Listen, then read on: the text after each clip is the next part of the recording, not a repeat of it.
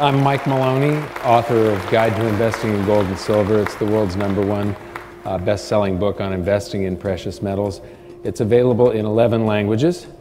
And in my book, I said that we are on a wild roller coaster of a ride, and that we would first see the threat of deflation, followed by a helicopter drop, and that would be followed by big inflation, and that has happened. There was the 2008 crisis. We're seeing the base money around the planet being hyperinflated right now, while all of the credit aggregates are collapsing, and so it's sort of netting out to zero inflation or just slightly positive inflation, even though base money around the planet is just taking off like a rocket. But it would then be followed by a real deflation, and then followed by hyperinflation.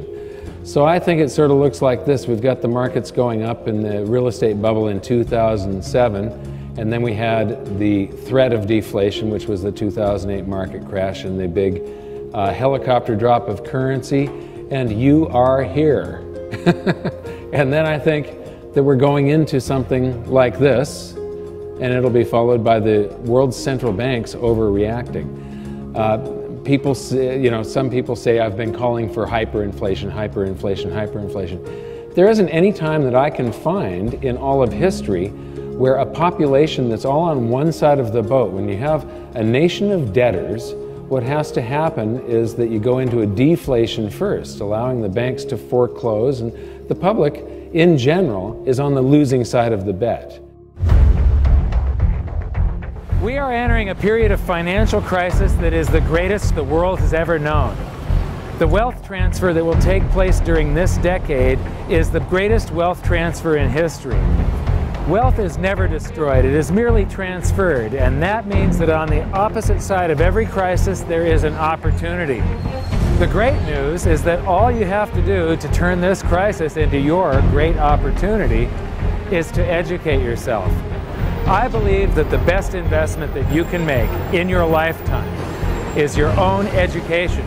Education on the history of money, education on finance, education on how the global economy works, education on how all of these guys, the central bankers, the stock market, how they can cheat you, how they can scam you. If you learn what is going on and how the financial world works, you can put yourself on the correct side of this wealth transfer. Winston Churchill once said that the further you look into the past, the further that you can see into the future. This program is all about creating your own crystal ball, being able to gaze into the future, being able to change this crisis, the greatest crisis in the history of mankind, into your great opportunity.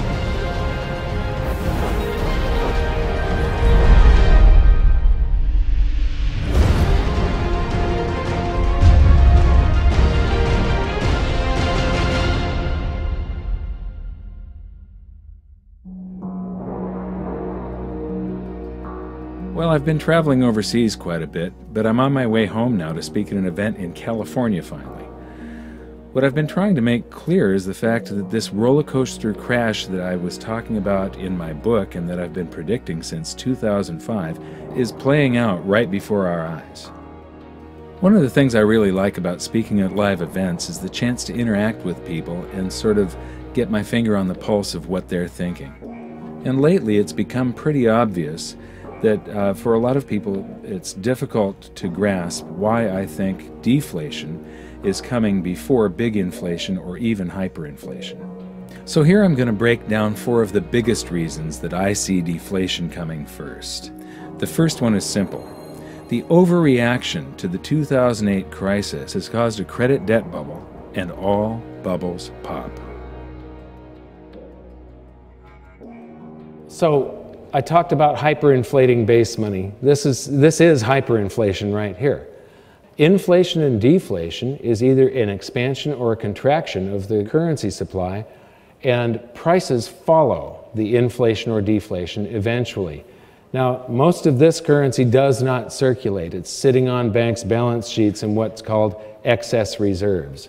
If you look at the years leading up to this crisis, this red line is reserve balances. The white line is how much of it is excess. And here we have Alan Greenspan's response to 9/11. Look at the scale of how big this emergency is compared to 9/11. But what is Ben Bernanke afraid of, and now Janet Yellen has inherited this legacy?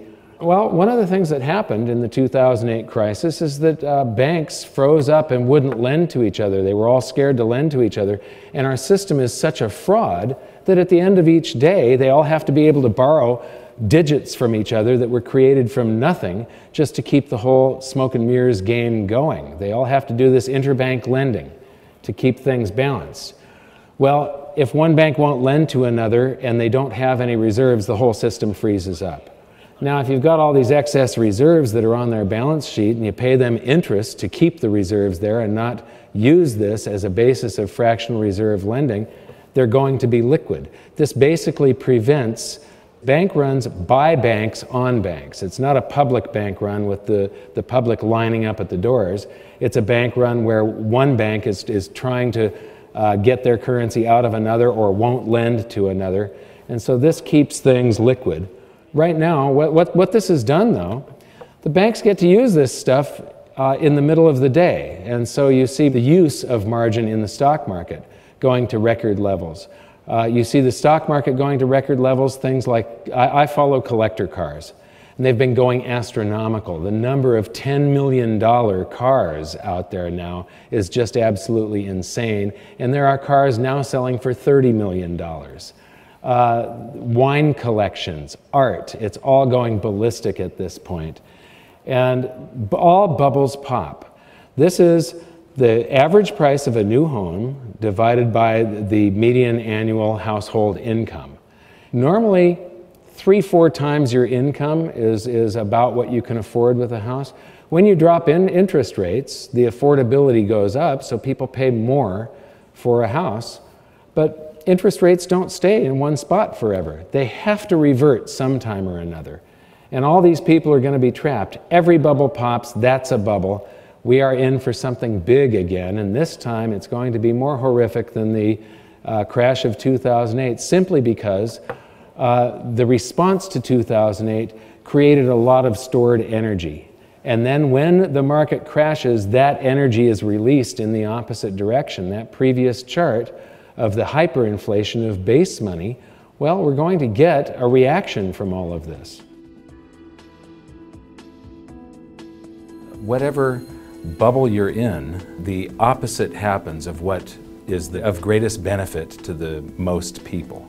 Right now, if we went into big inflation or hyperinflation, the average Joe six-pack would get rewarded for mass stupidity. They're all out on credit. We're in a credit boom. We're in a bond bubble. Those bubbles have to pop, and the popping of a credit bubble is deflationary.